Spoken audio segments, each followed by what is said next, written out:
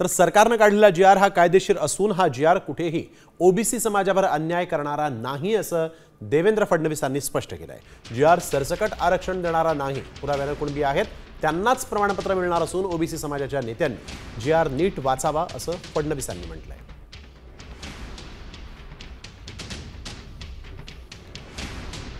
जो जी-आर काढलेला आहे तो विचारपूर्वक काढलेला आहे, तो कायदेशीर आहे।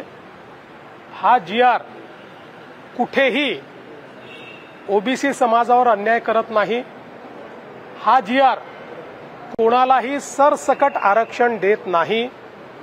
हा जी-आर ज्यांच्याकडे पुरावा आहे, जे खरे पुराव्याने कुणबी आहेत त्यांनाच सर्टिफिकेट मिळण्याकरता मदत करतो। ओबीसी समाजाच्या नेत्यांना सांगू इच्छितो, आपण जी-आर नीट वाचा। कुठेही सरसकट कोणालाही आरक्षण दिलेलं नाही।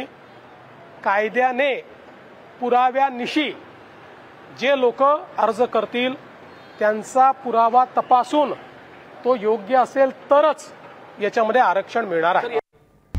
आता isakal.com आहे देशातील नंबर 1 ची मराठी न्यूज वेबसाईट। प्रत्येक अपडेटसाठी isakal.com ला नक्की भेट द्या।